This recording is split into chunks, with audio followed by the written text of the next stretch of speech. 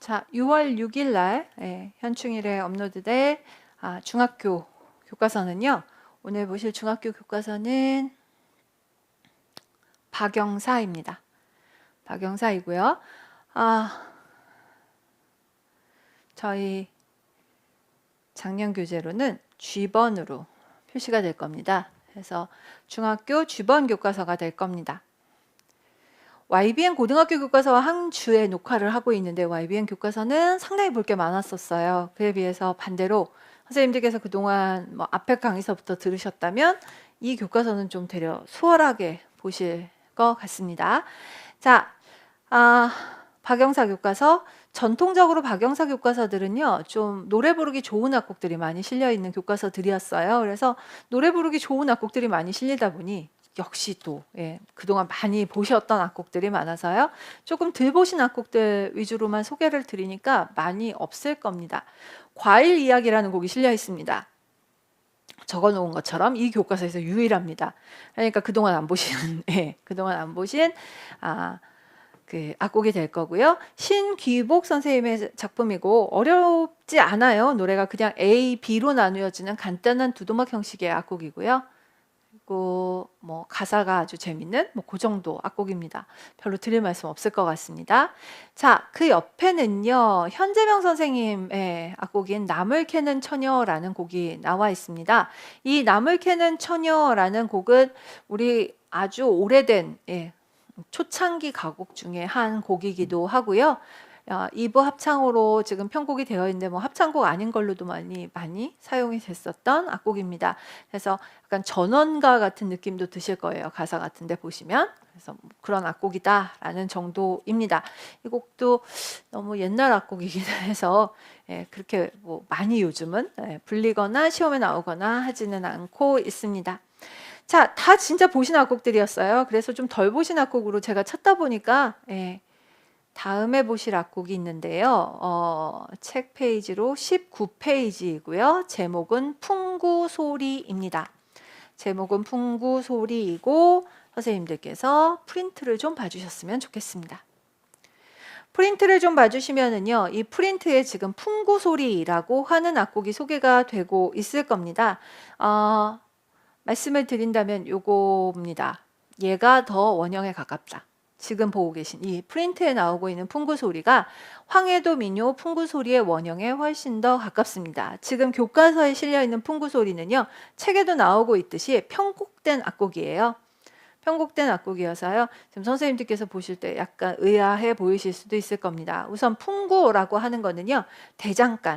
대장간의 그 풀무질 하는 거와 관계가 있어요. 풀무 뭔지 아시죠? 이렇게 공기를 막 집어넣어가지고 공기를 집어넣으면 불이 활활 타고 온도가 올라갈 테니까 그래서 풀무로 불을 더 지펴가지고 온도를 올리고 이러는 거를 대장간과 관련된 노래다라고 이야기를 하면 되고요. 풍구소리, 그래서 풀무질 소리 이런 식의 이름들을 쓰기도 했다라고 얘기를 하거든요. 자, 황해도 민요이고요. 지금 교과서 말고 저희 프린트에서는 국거리 장단으로 줬는데요. 실제로 국거리 장단으로도 노래를 부르고 중몰이나 잦은몰이까지도 다양한 장단을 가지고 있어서 보실 때마다 장단이 좀 달라져서 좀 짜증스러우신 악곡이기도 할 건데요. 걱정 안 하셔도 됩니다. 왜냐하면 그렇게 만약에 겹쳐진다라고 한다면은 교과서 범위 안에 있는 건 다 맞게 해주시니까요. 한번 시험에 나왔었고 실제로 저희가 겪었던 일이에요. 누구는 국거리, 누구는 중중몰이, 누구는 잦은몰이까지 받아갔고요. 교과서 그냥 다 정답 처리한 것으로 알려지고 있거든요. 자, 그래서 선생님들 지금 보시는 풍구소리는 잦은몰이 장단의 신동희 선생님이 편곡하신 악곡이고요. 프린트에 있는 악곡 위주로 해서 좀 더 봐주셨으면 좋겠습니다. 자, 그리고 이 박영사 중학교 교과서가요. 선생님들 K-팝 소개를 굉장히 길게 해요. 그래서 K-팝이 한 챕터처럼 나오고 있어서요. 아이고, 넘어가겠습니다. 또 제가 그렇게 말씀드릴 게 없는 애가 나오고 있는데요. 소원을 말해봐 라는 교과서 악곡이 하나 실려 있습니다. 소원을 말해봐. 소녀시대 거 맞겠죠? 그래서 하여튼 소원을 말해봐 라는 노래가 실려 있습니다. K-팝 노래 하나가 잠깐 소개가 되고 있고요. 그 다음에 교과서에서는요. 요 얘기를 해요. 악곡도 악곡이지만 크로스오버하고 샘플링이라는 단어를 좀 알았으면 좋겠다라고 이야기를 하거든요. 저도 선생님들께서 이 용어는 좀 구분을 하셨으면 좋겠습니다. 크로스오버는 서로 다른 장르의 요소가 합쳐져 만들어진 것이다 라고 이야기를 하고요. 대중음악과 클래식을 섞거나 국악과 대중음악을 섞거나 국악과 서양음악을 섞거나 하게 되면 크로스오버가 된다라고 이야기를 하고 있습니다. 그 다음에 샘플링은요. 우리 가요에서 많이 나타나는 건데 샘플링이라고 하는 건 크로스오버는 아예 장르가 다른 게 이렇게 결합이 되는 거라면 샘플링은 기존에 있었던 음의 일부 음원을 잘라서 작품에다 갖다 붙여놓고 새롭게 배치를 하거나 새롭게 추출된 음원을 가지고 사용을 하는 것입니다. 지금 선생님들께서 보고 계시는 악곡에서 클래식 음악을 가지고 와서 대중음악에다가 샘플링한 사례들을 좀 보여주고 있는데요. 오른쪽에 있는 악곡들이 다 너무나 오래된 것이어서 사실 선생님들께서 보시고 이게 뭐지? 하실 것 같은데 왼쪽에 있는 거 가지고 얘기는 할 건 있어요. 베토벤, 차이콥스키, 뭐 비발디 이런 사람들의 작품들은 이미 작곡가가 죽은 지 70년이 넘었죠.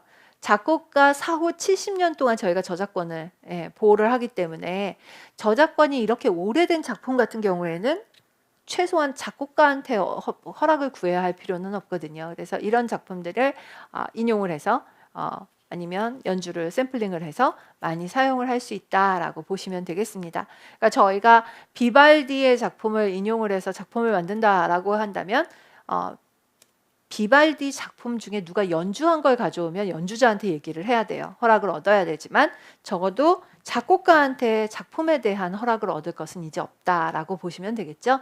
그래서 좀 더 쉽게 샘플링이 가능하다라고 보시면 되겠습니다. 자, 그래서 그런 그 샘플링 이야기들을 좀 하고 있습니다. 가운데 교과서 두 번째 큰 챕터가 악기 관련된 챕터들인데 오카리나, 기타, 리코더 뭐 이런 악기들 선생님들 다 보신 악기들이에요. 그래서 좀 껑충 뛰어 넘어갑니다. 64페이지로 가겠습니다. 64페이지에는 로키의 봄이라고 하는 악곡이 소개가 되고 있는데요. 교과서에 미국 민요는 참 많은데 캐나다 민요라는 이름을 달고 보신 악곡은 처음이실 거예요. 캐나다도 미국처럼 인디언이 살고 있었고 그래서 그 인디언들과 좀 트러블이 일어나기도 하고 이러면서 문화가 성립되었다라고 이야기를 하고 있어요.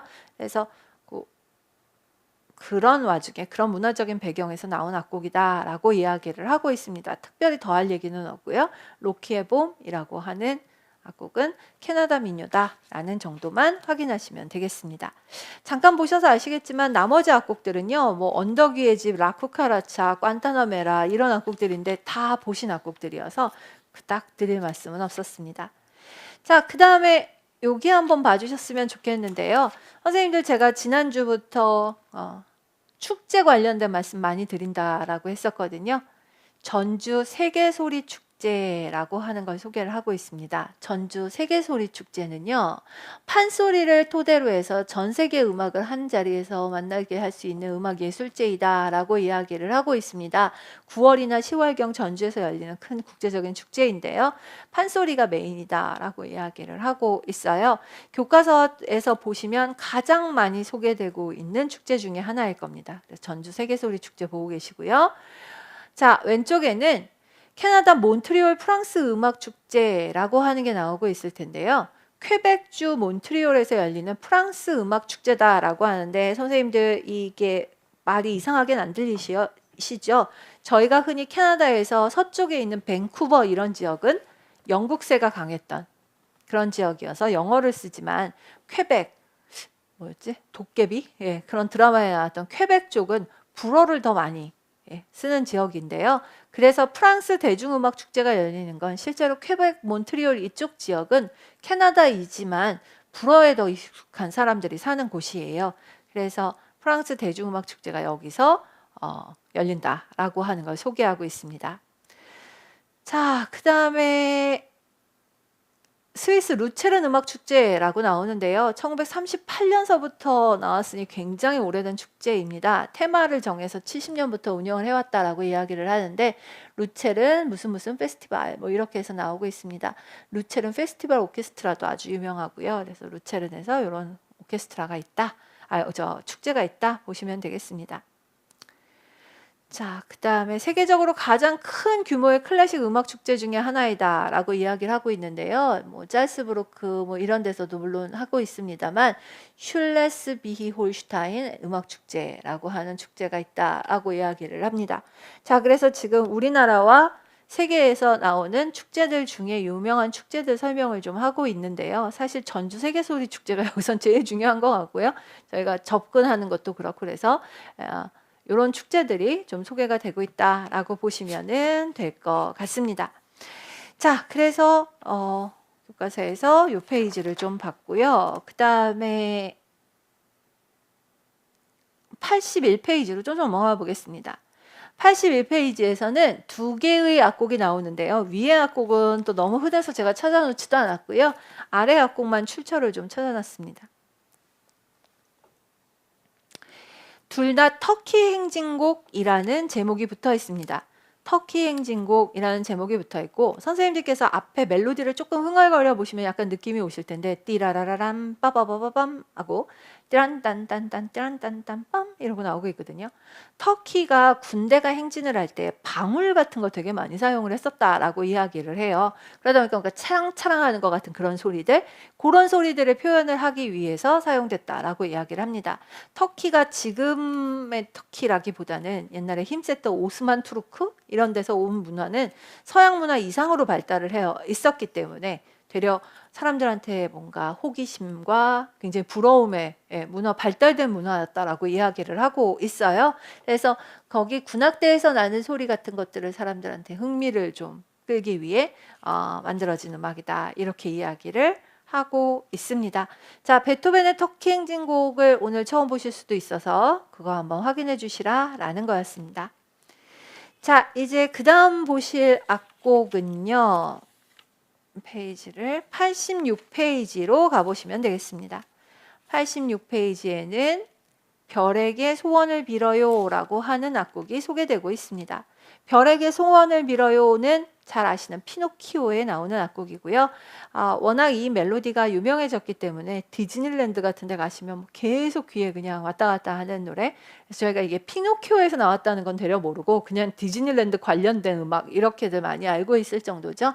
자, 뭐 그렇게 해서 유명해진 악곡이다. 이 악곡을 통해서 음악과 산업 관련 이야기를 하자고 하는데 뭐 음악과 산업은 됐고 그냥 이런 노래 있었다. 다른 교과서에서 아직 못 본 곡이 실려 있구나는 정도면 충분하시겠습니다. 그 다음에는 교과서 87페이지이고요. 음악과 문학이라는 타이틀이 붙어 있습니다. 음악과 문학이라는 타이틀 밑에는요. 아래쪽으로 와보시면 절대음악과 표제음악을 구분을 해서 설명하고 있습니다.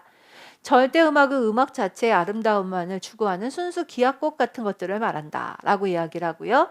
표제음악은 감정이나 문학, 회화 등을 음악적으로 표현하기도 하고 제목이나 의도를 암시하는 게 붙기도 하고 표제를 통해서 작곡가의 의도를 엿볼 수 있게 하기 위한 실마리를 주기도 한다라고 하면서 예를 들고 있는데요. 하필이면 왜 이런 어려운 예가 나왔을까요? 레스픽이라는 작곡가의 로마의 소나무 중에 일부 보르게제 저택의 소나무라고 되어 있는 작품이 아주 좀 특이한 게 하나 예가 되고 있어서 그것만 좀 신경 써서 한번 이런 작품이 있구나 정도 봐주시면 될 것 같아요. 그 다음 밑으로 가셔서 선생님들께 좀 낯익은 악보셨으면 좋겠는데요. 이 악보가 빠바밤 하면서 올라가는 이 악보가 리스트의 전주곡이죠. 리스트의 전주곡이라는 이 곡은 교향시의 거의 첫 번째 작품으로 손꼽힙니다. 라 마르티니라는 사람의 시적 명상록이라는 작품에서 나왔다라고 이야기를 하고 있고요. 저희 뭐 그라우트든 들배든 음악사 보시면서 이미 다 읽으셨던 텍스트들인데 중학교 1학년짜리들한테는 좀 버거울 것 같은 텍스트가 소개가 되고 있습니다만 어쨌든 교양시를 통해서 음악과 문학의 관계를 소개하고 있습니다. 그 다음에는요. 시를 가지고 음악과 표현한 예술 가곡 예를 들면서요. 괴테의 시를 바탕으로 한 마왕의 예를 들고 있습니다. 피아노로 말발굽 소리를 흉내를 내고 바람 소리 같은 거를 실감나게 묘사를 하고 등장인물들은 반주와 목소리의 변화가 나타나는 것도 나타난다라고 이야기를 하면서 설명을 하고 있는 거를 보실 수가 있을 거예요. 자, 그래서 뭐 흔하게 보실 수 있는 내용이에요. 이거는 네, 앞에서부터 연결시켜서 보시면 레시피기 소개했고 리스트 소개하고 있고 시적 명상로 라마르틴까지 이름이 나왔으니까 상당히 자세히 나온 거잖아요. 그래서 그걸 한번 확인해 주셨으면 좋겠습니다. 이 설명을 한 다음에 교과서는 월계꽃도 소개를 하고 있거든요. 들장미도 소개하고 있으니까 이렇게 음악과 문학을 연결했구나 라고 보시면 되겠습니다. 그 다음에 선생님들 보실 거는 교과서 92페이지입니다. 교과서 92페이지는 오페라 중에서도 요술피리를 좀 집중적으로 소개를 하고 있습니다. 요술피리를 소개를 하고 있고 노래와 독일어 대사를 포함한 2막으로 된 음악극이다 라고 이야기하니까 저희는 여기다가 징슈필이다 이렇게 좀 적어 놓으면 되겠죠. 노래와 독일어 대사 이렇게 얘기하잖아요. 노래와 독일어 대사라는 말 안에 이거는 일반적인 레시타티브와 아리아로 구성되는 이태리 오페라가 아니다 라는 이야기도 하고 있으니까요. 그래서 음악극이다 라고 보시면 되겠고요.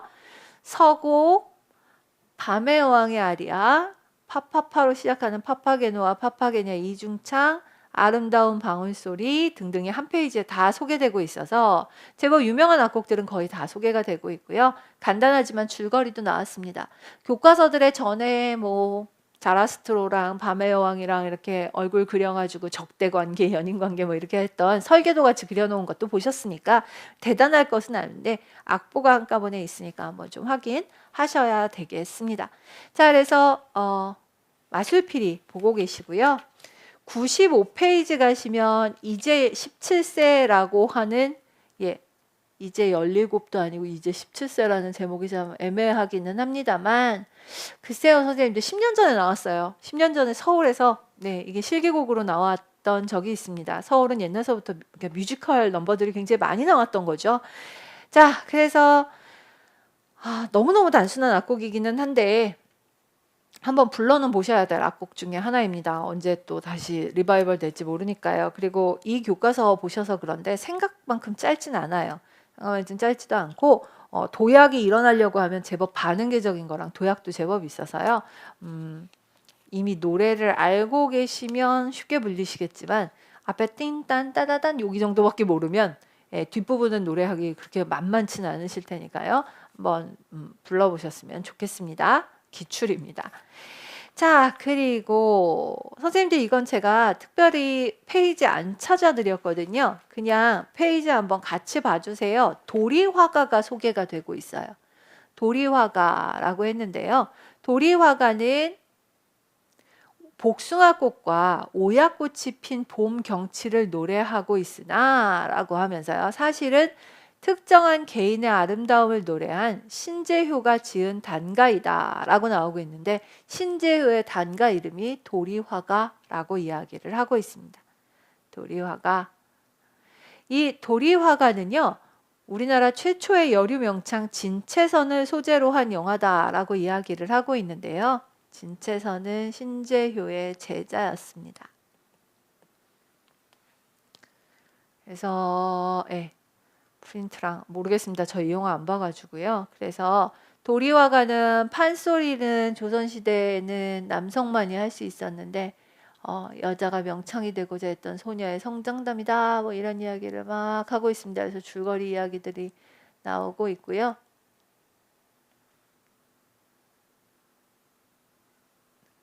대원군한테 진가를 인정을 받았다라는 이야기를 합니다. 이 교과서 만드실 때쯤 2015년에 제작된 영화이다 보니까 신재효라는 인물과 교과서에 판소리라는 거, 단가 뭐 이런 거 다 집어넣어서 한번 쉽게 접근할 수 있을 것 같으셔서 소개를 하신 것 같아요. 그래서 선생님들께 뭐 출처 없이라도 그냥 눈으로 한번 쭉 보셔도 될 페이지 같아서 그런 이야기구나라고 보시면 될 것 같습니다. 자, 새로 보실 만한 악곡이 얼마 없어서 할 게 좀 적다라고 말씀드렸는데 오늘 교과서 1교과서에서 마지막이에요.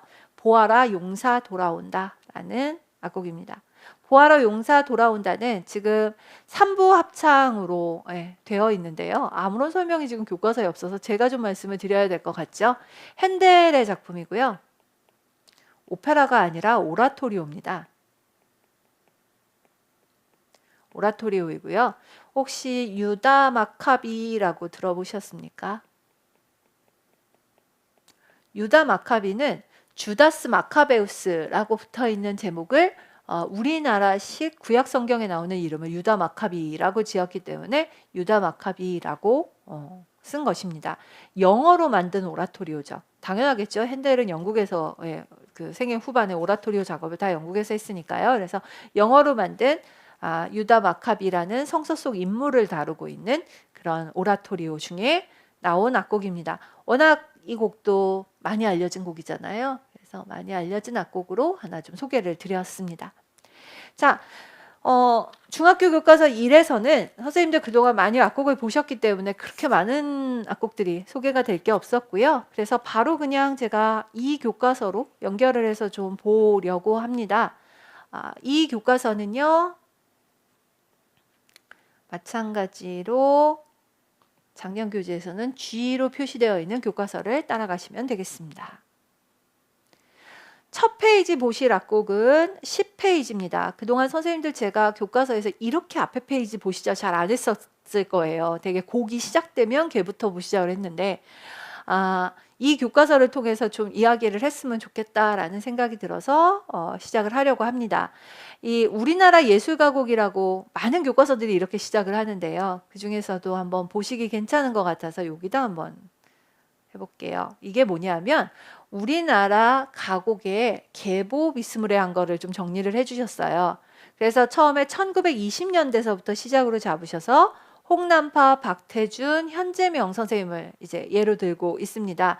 아까 나물 캐는 처녀도 그랬고 현재명 선생님 작품들, 그리고 동무생각 봄의 교양하기 울려 펴지는 뭐 이런 이야기도 보셨고 홍남파에 너무 많은 작품들을 선생님들께서 그냥 지나치면서 보셨는데요.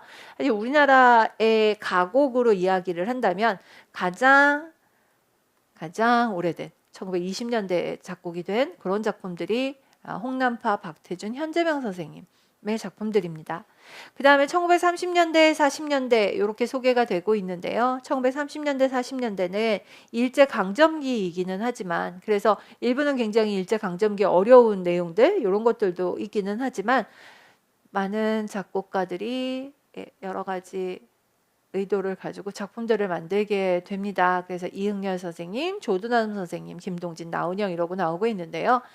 가을인가도 언젠가 소개를 드렸었죠. 그래서 옛날 악곡이기 때문에 굉장히 그냥 가사도 밋밋하고 합니다. 뭐 이렇게 말씀을 드리기도 했었고요. 어머니의 마음이라고 알려진 악곡은 이웅렬 선생님 작품이었습니다. 그리고 조두남 선생님의 작품이 아주 유명하죠. 선구자라든가 이런 작품들, 산촌 이런 작품들은 지금도 많이 교과서에 실려 있습니다. 자, 그 다음 세대는 1950에서 60년대인데요. 여기만 해도 선생님들께서 많이 아실 만한 곡들이 좀 더 많아지죠. 화성 분석해 보시라고 했던 보리밭, 4월의 노래, 그리운 금강산, 비목. 특히 비목은 장일남 선생님 아주 대표적인 작품이고 그 전쟁의 포화 뭐 이런 것들을 슬프게 노래한 작품이다라고 이야기를 하고 있어서 당시 우리 사회하고도 관계가 되어 있다라고 이야기를 할 겁니다. 1970년부터 90년까지라고 하면서 이영조, 백경환, 전인평, 신동수 선생님들의 작품들이 소개가 되고 있는데요. 아주 많은 가곡이 작곡되었다고 할 수는 없습니다만 뭐 다른 국악적인 요소들을 사용한다든가 크로스오버적인 작품들이 나타나기도 한다라고 하면서 소개를 하고 있습니다. 2000년대 이후에는 뭐 여러 작품들이 있을 텐데 황성호 선생님을 예로만 들었고요. 그 외에도 뭐 여러 가지 설명은 나오고 있는데 여기 보시면 그 맨 밑에 줄에 대중음악과 미디어 기술 발달로 저변 확대 어려움을 겪고 있다라고 나와요. 대중음악과 미디어 기술의 발달이 가곡의 발달에는 별로 좋은 영향을 주지 않았다는 건데 결국 클래식적인 가곡의 인기가 좀 주춤하고 있다라고 보시면 될 겁니다. 실제로 작곡이 아니라 연주만 놓고 본다면 우리나라에서 가곡이 그 가장 사람들한테 사랑받았던 시기 70년대, 80년대라고 이야기를 해요. 작곡 말고 연주요. 70년대, 80년대, 뭐 더 봐서 90년대까지만 해도 MBC에서 가을맞이 가곡의 밤 이런 거 공연을 했다 하면 그냥 관객들이 꽉꽉 차고 그랬다고 이야기를 하는데 이젠 그런 공연을 보기조차 좀 어려워졌습니다. 세대가 바뀌면서 관객들도 뭐 그렇게 관심을 보이지 않고 있다라고 말을 하죠. 자, 오늘 선생님들께는 일단 앞쪽서부터요. 홍남파 박태준 현재명 선생님 한 묶음으로 묶어 놓으시고 그 다음에 이응열 선생님부터 윤희상 선생님까지 윤용환 선생님부터 장일남 선생님까지 대충 순서가 어떻게 되는지를 조금 좀 맞춰 놓으셔서 언제적 가곡이구나 이렇게 한번 좀 봐주셨으면 좋겠습니다. 자, 이거 보시면 조금 느낌 다르실 것 같은데요. 그 다음 페이지로 제가 선생님들 보여드릴 거는 12페이지 조두남 선생님 작곡의 산촌입니다. 산촌은 8분의 6박자인데 되게 이렇게 8분의 6박자로 되어 있는 가곡들은 두 마디 합쳐서 국거리 장단에다 갖다 맞추면 얼추 맞을 것 같은 형태 이렇게 많이 나타난다라고 말씀을 드렸고요. 실제로 이 곡에서도 그렇게 보이실 것 같습니다. 그래서 이렇게 만들어진 형태를 좀 보실 수가 있고요. 되게 피아노하고 노래의 반주로 많이 이루어지지만 국악풍의 느낌이 나는 가곡이다라고 보실 수 있습니다. 이흥년 선생님 어머니의 마음 뭐 이런 작품들 아주 유명한 작사가가 양주동 선생님으로 나오는데요. 양주동 박사님은 국문학 하셨던 분이시고요. 그래서 당시 우리나라에 이제 초창기 막 학문이 이렇게 서양식 학문 들어와서 우리 거 만들어내고 하던 시절에 두 분은 굉장히 상징적인 인물인 거죠. 양주동 선생님하고 이흥년 선생님이라고 이야기를 하면 그래서 그런 분들이 만드신 악곡이고 워낙 널리 알려진 악곡이고요. 그래서 이 가곡의 역사를 소개하시다 보니까 이런 옛날 악곡들이 많이 좀 소개가 되고 있다라고 보시면 될 것 같습니다. 뭐 그 정도입니다. 자, 그 다음에는 18페이지를 좀 펴보셨으면 좋겠는데요. 처음 보시진 않죠? 소금장수라는 곡입니다. 소금장수는 산도깨비와 쌍벽을 이루는 우리 초창기의 국악가요 내지는 창작 국악곡 이렇게 이야기를 하고 있습니다. 그래서 소금장수라는 악곡이 이 곡은 잦은 모리 장단에 맞춰서 치면 노래하고도 잘 어울린다라고 하면서 소개를 하고 있고요. 소금장수의 뭐 안타까운 상황이 실려 있는 그런 악곡이다라고 이야기를 하고 있습니다. 소금장수가 물에 빠졌으니 소금이 다 녹아서 날아갔을 거고 그러다 보니까 장가가기는 틀렸다 뭐 이런 그 안타까운 가사를 안타까운 심정을 노래하고 있다가 바로 그 얘기거든요. 그래서 그런 거 정도 보시면 되겠습니다. 자, 이제 선생님들 보여드릴 악곡은요 22페이지에 있습니다. 미국의 팝 음악의 아주 대표적인 음악이라고 할 수 있는데요. Heal the World라는 악곡입니다. 마이클 잭슨이 부르는 거를 들어보셨을 것 같고요. 정말 더 말씀드릴 게 없습니다. Heal the World가 교과서에 실려있다 정도입니다. 그냥 팝 음악이다 라고 보시면 되겠고요. 팝 음악보다는 재즈라고 이야기해야 될 곡이 바로 옆에 페이지에 나오고 있는데요. 23페이지에 나오는 Fly Me to the Moon입니다. Fly Me to the Moon이라고 하는 악곡이 소개가 되고 있습니다. 여기 지금 리듬 적어 놓은 거 보니까 이게 스윙풍 반주를 붙이고 있구나 라는 것도 보실 수 있을 거고요. 그래서 재즈적인 특징을 가지고 있는 대표적인 재즈 악곡으로 Fly Me to the Moon이라고 하는 악곡도 소개를 했습니다. 자, 그리고 나시면 조금 뛰어가셔도 될 것 같은데요. 41페이지 보겠습니다. 41페이지는 좀 양해를 드릴 건 앞에는 국악 관현악 인문이 있었어요. 이성천 선생님의 국악 관현악 인문이 앞에 페이지에 있었고 그리고 여기서부터만 한번 확인하시면 될 것 같아요. 선생님들 파름에 의한 분류법 교과서에서 나오고 있더라. 그것도 중학교 교과서에서. 그래서 쇠, 돌, 실, 대나무, 바가지, 흙, 가죽, 나무까지 해갖고요. 이렇게 표시해 놓은 것을 좀 보셨으면 좋겠습니다. 저희가 좀 곤란한 애가 태평소라고 말씀을 가끔 드리는데요.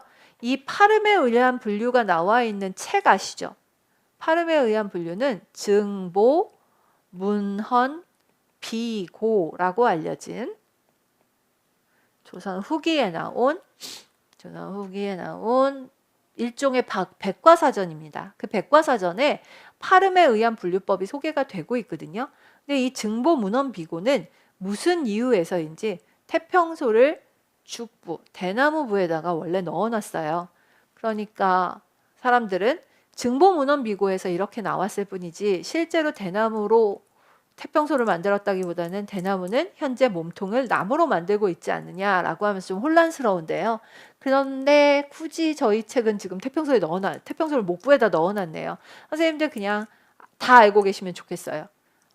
증보문헌비고에서는 죽부에 넣어 놓았으나 현대에는 목부에 둬야 된다고 주장들을 하고 있다라고 보시면 되겠습니다.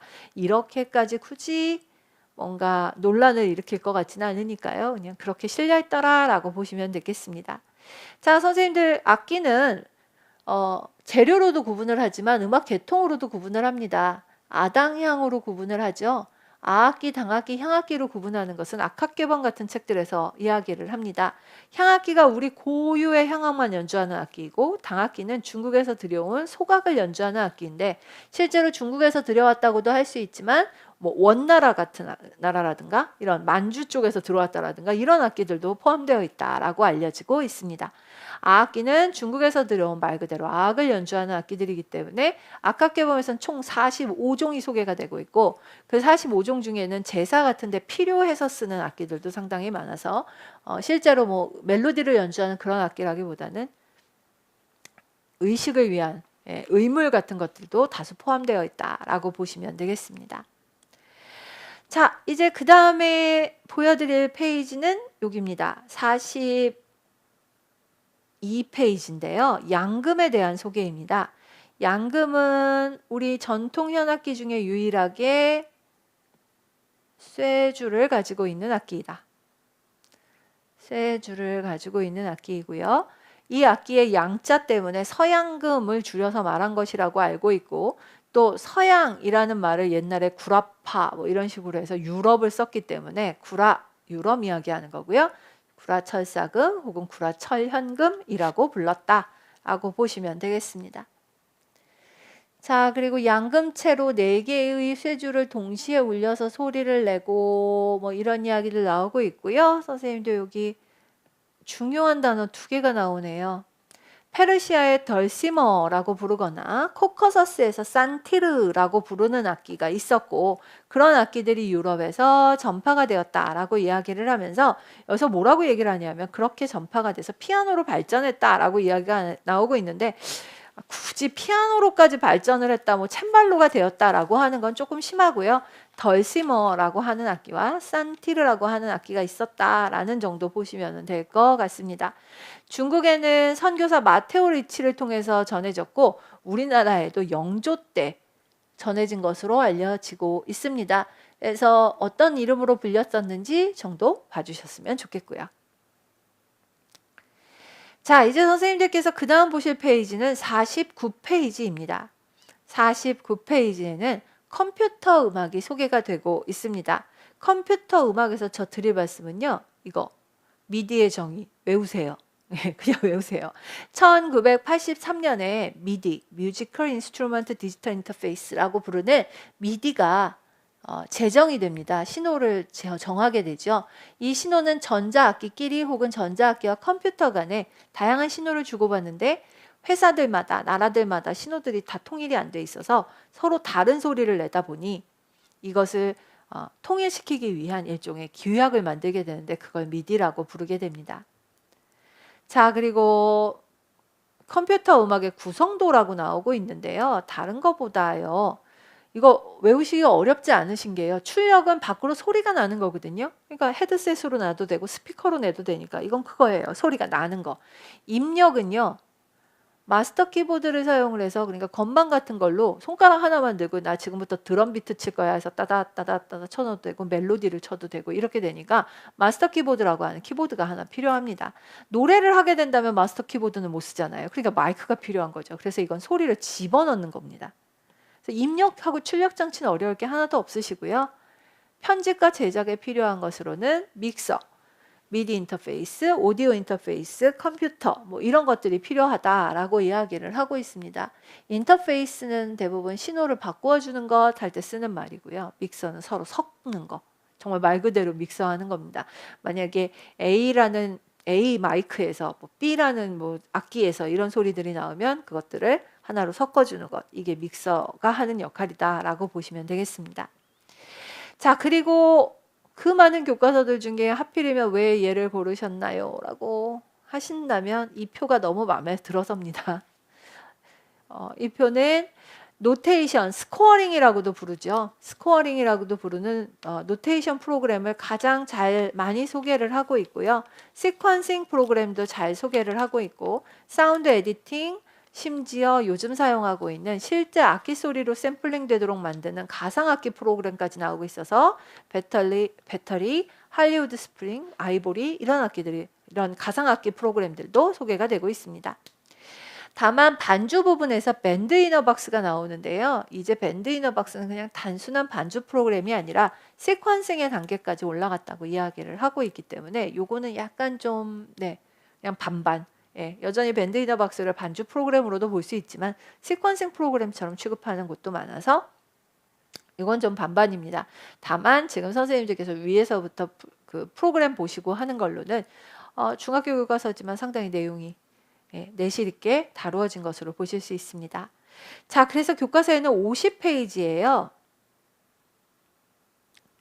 악보 사보 프로그램인 피날레인데 피날레 노트패드라고 되어 있어요. 피날레 노트패드는 무료로 배포하는 교육용 프로그램이에요.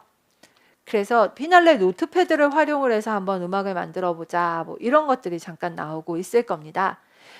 요것만 하나 좀 봐주시죠. 피날레가요 원래 그 확장자가 MUS 이렇게 점습니다. 선생님들 피날레 말고 그 다음에 앙코르 아시잖아요. 앙코르는 점 찍고 ENC거든요. 시벨리우스 들어보셨나요? SIB 이렇게 쓰기도 하고요. 노트워시 컴포저 NWC. 확장자라고 말하는 건 제가 확장자를 설명을 해봐야 별로 소용이 없어서 선생님들께 제일 익숙한 확장자 제가 하나 알려드릴게요 라고 자주 얘기하는데요. HWP 아시잖아요. 한글이라는 프로그램을 쓰면 한글에 제가 파일 이름을 쓰고 거기에 점 찍고 HWP 하면 저희가 그냥 보고 이건 한글 프로그램이구나 이렇게 알고 있어요. PDF도 아시고. 예, 그러니까 피날레로 악보를 적으면 그 파일은 MUS 파일이 되고요. 앙코르로, 시벨리우스로, 노트워시 컴포저로 각각 저런 확장자를 갖고 있다라고 보시면 되겠습니다. 지금은 피날레의 교육용 프로그램을 주고 있으니까 MUS를 같이 쓰는 거를 보실 수 있을 겁니다. 얼굴이란 노래가 같이 소개가 됐고요. 그 다음에 음악 편집 프로그램으로 오데서티라는 프로그램이 예전부터 교과서들 위주로 해서 좀 많이 나타납니다. 이게 국산 프로그램이라고 제가 알고 있는데요. 그래서 교과서들에서는 편집 프로그램들을 좀 소개를 합니다.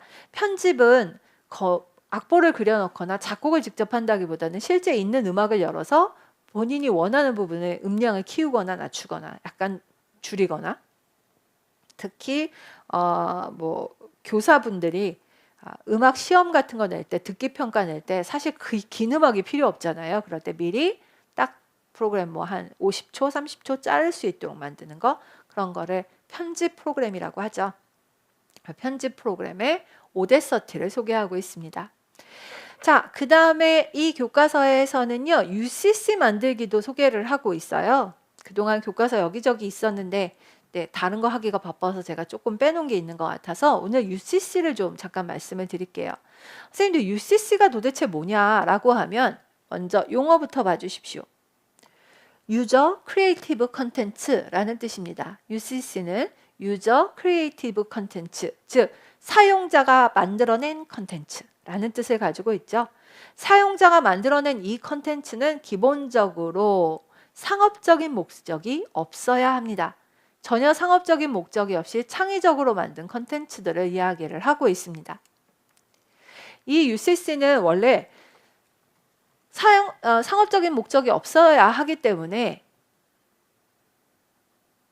전 세계인들하고 좋은 뜻에서 공유를 하고자 해서 만든 것인데요. 요즘 들어서 저작권 침해 문제, 또 문제가 많죠. 반사회적인 내용의 콘텐츠 범람 같은 문제를 가지고 있습니다. 저희가 UCC를 가장 많이 볼 수 있는 곳이 바로 유튜브였고 실제로 선생님들께도 제가 유튜브에서 한번 확인하셔라 라고 이야기를 하는데 아무런 상업적인 이익이 없으므로 예, 괜찮은데 무엇을 판매하기 위한 거라든가 이런 사람들이 요즘 적지 않아진다고 해서 문제가 좀 되고 있는 것이죠. 그래서 UCC를 건전하게 만드는 것, 이 챕터에서 하려는 것은 UCC를 어떻게 제작하고 만들 것인가를 한번 같이 가보는 내용으로 되어 있습니다.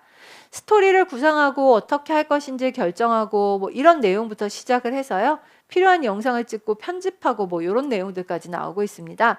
그래서 별로 뭐 이렇게 대단할 거는 없는데요. 윈도우에서 무비메이커 같은 프로그램들 사용을 해서 동영상 편집 같은 걸 하고 그러니까 그렇게 해서 UCC를 만들어 봐라 라는 이야기 정도 나오고 있습니다.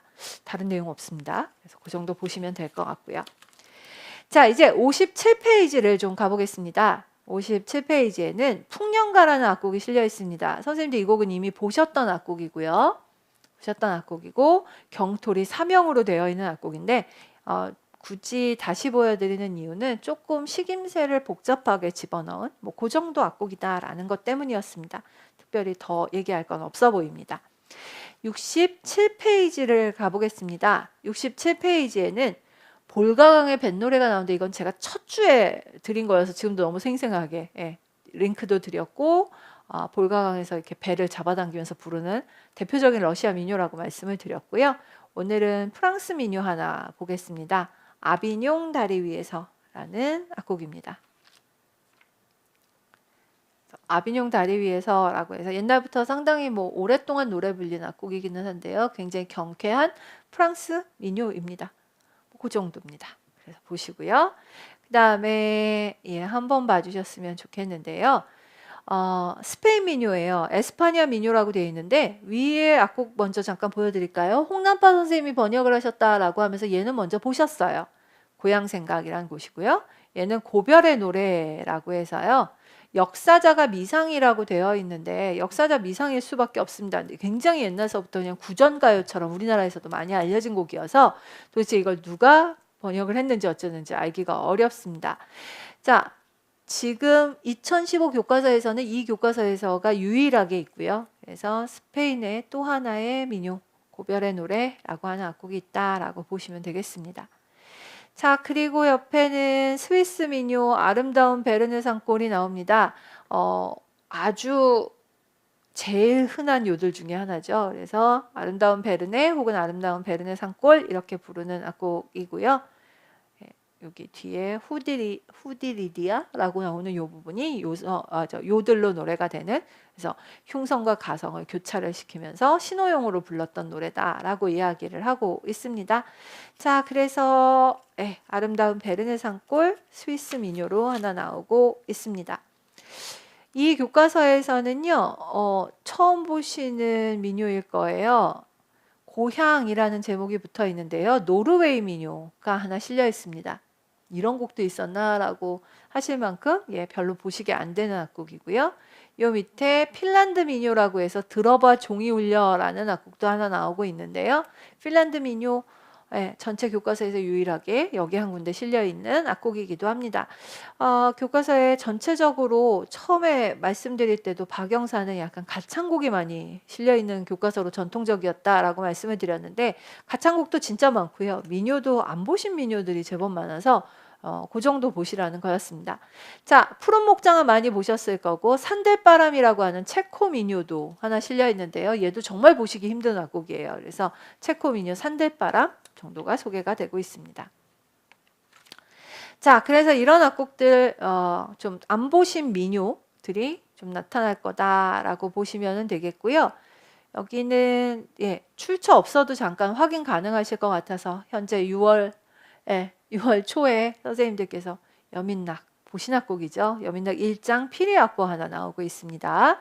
그 다음에 요거는 지음도라고 하는데요. 별거 아니고요. 선생님들께 이 그림을 한번 문제집에도 문제 중에도 하기는 할 텐데 그 세종이 편경을 두드리는데 소리가 안 맞는다라고 이야기를 해서 가서 보니까 돌을 이렇게 갈아낼 때 여기를 딱 자르라고 먹줄이라고 해서 먹을 탁 튕겨가지고 이렇게 줄을 내놨는데 거기가 덜 갈려서 한 10분의 1 정도의 음정 차이를 내는 그 정도를 세종이 알아들은 것 같다라고 하는 말이 있습니다. 그래서 음을 안다, 지음도라고 해서요. 그거에 대한 전설 같은 이야기가 나오고 있습니다. 특별히 페이지 안 찾아드려도 될 것 같아서 그냥 같이 한번 이렇게 지음도 나왔구나 정도 보시면 될 것 같습니다. 자, 그리고 나시면은 이건 안 해도 될 것 같고요. 여기 한번 와볼까요? 이거는 페이지가요. 86페이지입니다. 86페이지. 꽃의 왈츠라고 하는 곡은 앞에서 교과서에서 한 코너가 돼서 나온 거를 보셨는데요. 꽃의 왈츠 포함 차이콥스키의 발레 모음곡 호두까기 인형이 있다라고 해서 호두까기 인형에 나오는 중요한 악곡들이 소개가 되고 있습니다. 작은 서곡부터 시작해서 행진곡, 사탕요정의 춤, 트랩팍, 그리고 중국의 춤, 갈대피리의 춤 해서 나오고 있는 악곡들을 좀 보고 계십니다. 시험이 어려워지면서 점점 이런 단순한 악곡들이 많이 빠지고 있는 건 사실인데요. 한번 제목이랑 꼭 좀 봐주셨으면 좋겠습니다. 그리고 아래쪽에는 마탄의 사수 서곡이 나오고 있습니다. 베버의 마탄의 사수 서곡은 이 멜로디가 나중에 찬송가로도 번역이 되어서 편곡이 되어서 많이 노래가 불리고 있다라고 보시면 되겠습니다. 자, 바그너인데요. 다른 이야기 할 거 없고 바그너 타노이저 서곡 너무 유명한 곡, 그다음에 베르디 리골레토 여자의 마음 안 해도 될 것 같고 투란도트 네순도르마 아무도 잠들지 못한다 라고 제목 붙어 있습니다. 여기서는 선생님들께 되려 조금 덜 익은 악보가 요거 아닐까 싶은데요. 새로운 내용은 없고요. 선생님들 오페라에 나오는 주요한 악곡들 한번 확인하시는 정도면 좋겠습니다. 자, 그 다음에는 교과서 90페이지인데요. 참 보기 어려운 악곡들 소개하고 있어요. 말러의 방랑하는 젊은이의 노래 중 1곡 그녀의 혼례의 날이라고 되어 있는 악곡입니다. 연인과 헤어져서 방랑하는 젊은이의 분노와 위로, 체념 이런 것들을 노래하는 연작가곡 중에 첫 번째 곡 그녀의 혼례의 날이라고 하는 악곡이 소개가 되고 있어서 저희가 말러 하면은 말러의 작품은 8번 교향곡 도입부 정도밖에 잘 몰랐는데 이런 악곡도 하나 소개가 되고 있습니다. 말러와 함께 같은 시기에 활동했던 리하르트 슈트라우스의 작품 중에서는 짜라투스트라는 이렇게 말했다의 빵파레 부분이 나왔습니다. 저희 악기까지 차곡차곡 챙기면서 봤는데요. 이 곡 어떻게 생겼는지 한번 확인해서 보셔야겠습니다. 자, 그 다음으로 보실 거는요. 이건 제가 앞서도 보여드렸고 바로 지난주 수업에도 있었던 것이고 지난주 교과서 수업 말입니다. 저희 수업이 아니고 저 쇤베르크의 오퍼스 11번 쇤베르크의 오퍼스 11번 세계의 피아노 소품 중에 1번이라고 해서 지난주 프린트에도 이 악보가 있었을 거고요. 교과서에서 여러 군데서 다루고 있어서 좀 보여드리고요. 그 다음에 무소로그스키 키예프의 성문이라는 그림과 함께 그 키예프의 성문 관련된 그림들, 악보들 잠깐 같이 주고 있으니까 얘는 워낙 많이 보신 거라서 그냥 그러려니 하고 보시면 될 것 같습니다. 자, 그 다음 악곡을 좀 보여드리고 싶은데요. 정대석 선생님의 달무리라고 하는 검은고곡하고 드뷔시의 달빛을 비교했다라고 나오고 있어요. 인상주의자의 달빛은 상당히 좀 투명하고 좀 그런 느낌이 나는 거에 비해서 정대석 선생님의 달무리는 첫 번째 악장은 달빛이라고 되어 있는데 좀 자유롭기도 하지만 상당히 느른한 느낌, 연민 이런 것들이 느껴진다고 이야기를 하고 이 악장은 좀 즐겁고 이런 느낌이 좀 나타날 거예요. 선생님들 달무리는 창작곡 중에서 상당히 유명한 곡입니다. 그래서 어차피 악보는 자주 보시게 되니까요. 한번 비교해서 보시면 될 것 같습니다. 자, 그리고 나시면 음악과 과학이라는 타이틀로 어찌 보면 음악과 과학의 거의 첫 페이지나 다름없는 정말 첫 도입부 같은 내용을 하나 실어놨어요. 이게 뭐냐면은요. 이렇게 볼게요. 높은 음이라고 하면서 진폭을 가깝게 줬고요. 낮은 음이라고 하면서 이렇게 주었죠. 저희가 소리의 높낮이는 이 사이클이 한 번 도는 게 1초에 몇 번 왔다 갔다 하느냐라고 해서 1초에 이런 사이클이 많으면 많을수록 소리가 높다라고 이야기를 해요. 그에 비해 지금 보시면 얘는 여기서부터 여기까지 굉장히 멀어요. 그러니까 소리는 낮아지겠죠. 그래서 낮은 음 표시다 이렇게 이야기를 하고 있습니다. 사람이 보통 들을 수 있는 것은 16에서 2만 헤르츠까지다 라고 이야기를 하면서요. 그 헤르츠를 세는 방법, 음 높이를 판단하는 방법의 예를 주고 있습니다. 자, 그 다음에 샘여림이라고 하는데 샘여림은 데시벨과 관계가 되어 있죠. 수치로 적을 때 아까 이 높낮이는 헤르츠로 재고 얘는 데시벨로 잽니다. 샘여림은 데시벨로 재는데 요걸 봤을 때 이 폭이 크면 클수록 소리가 크고요. 소리가 크고 그 다음에 요게 작으면 소리도 작다라고 이야기를 하고 있습니다. 기출로도 한 문제 정도 옛날에 나왔었고 저희가 기본 이론의 거의 첫 번째로 많이 이야기하는 이야기니까 그게 나왔다라고 보시면 되겠습니다. 자, 선생님들 지금 음빛깔 이야기를 하고 있는데 저희는 파형의 종류라고도 하고 배음의 구조라고도 이야기를 하죠. 색깔입니다. 대개 사람들의 목소리나 악기의 소리는 이렇게 평평한 사인 웨이브가 되지 않고 지금 보시는 것처럼 몇 개의 웨이브들이 합쳐져서 소리가 난다라고 이야기를 하고 있습니다.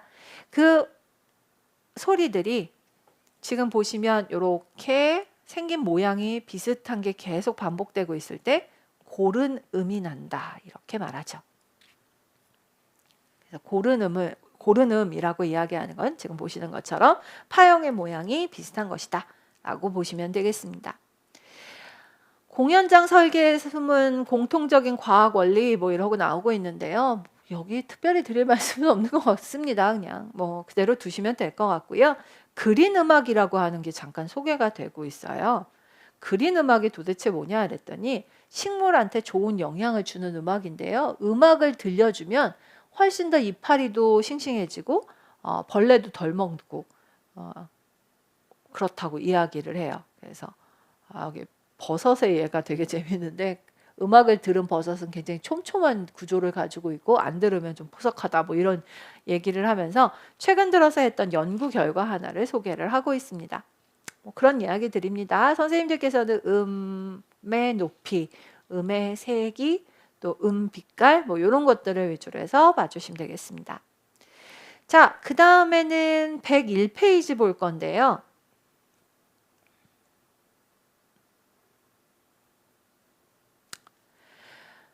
영화 여인의 향기에는 아주 유명한 탱고 추는 장면이 나옵니다. 이 알파치노 남자 배우가 앞을 못 보는데요. 여인 같이 춤추는 사람을 리드를 해가면서 되려 그 탱고를 추는 장면이 나오는 게 아주 유명한 장면이었고요. 그때 그 탱고 음악으로 나왔던 포르 우나 카베자라고 하는 음악은 아주 유명한 영화 OST가 또 되기도 했었죠.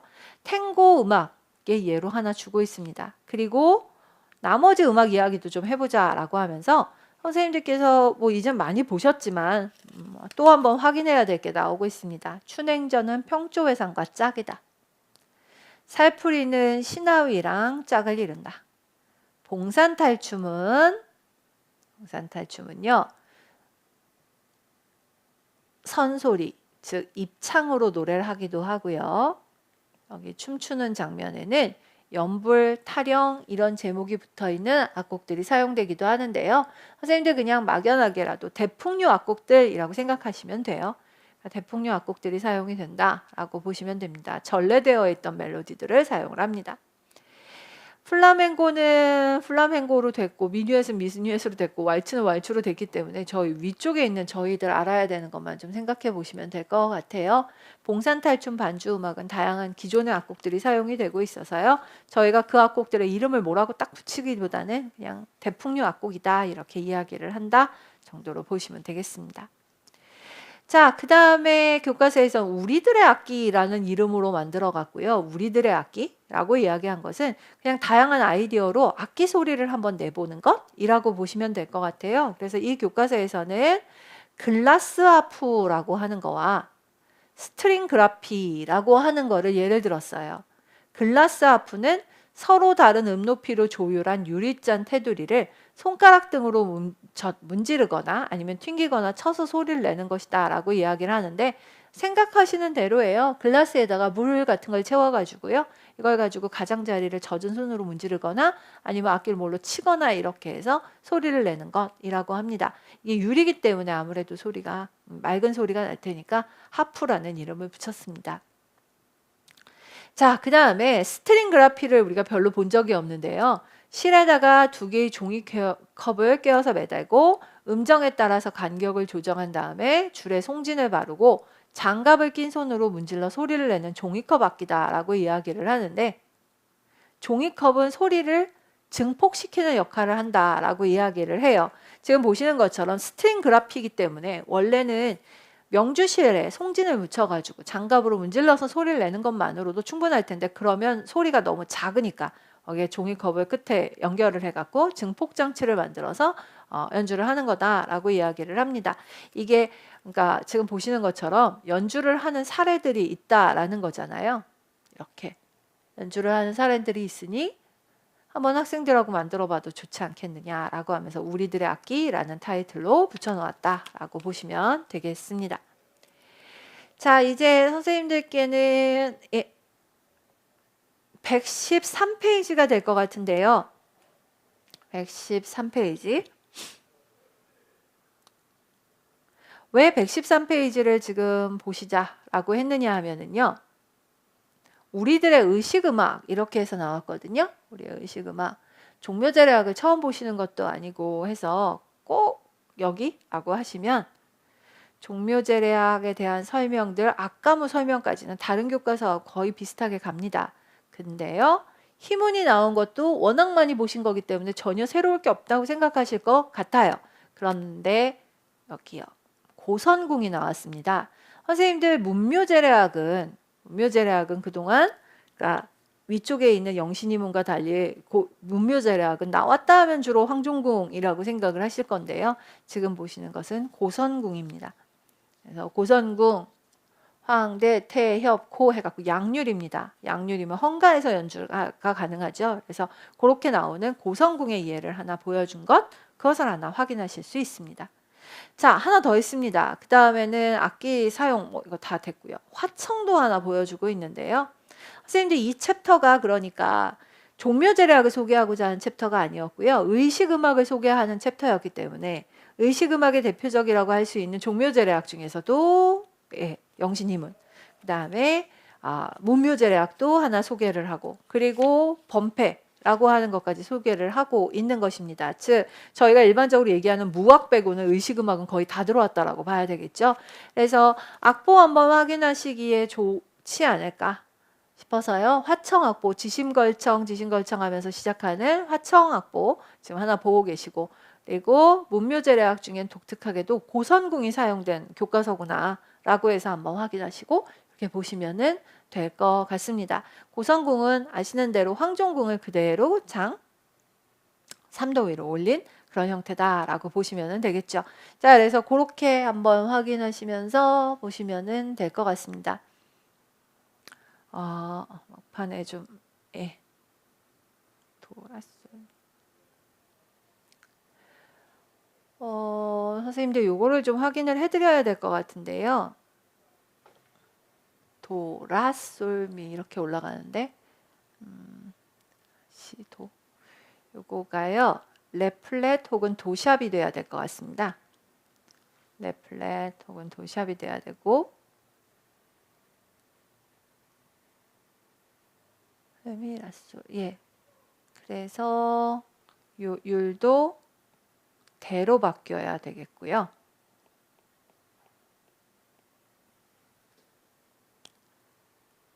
이것도 레 플랫이 되셔야 되고, C샵이 돼도 상관없는데요.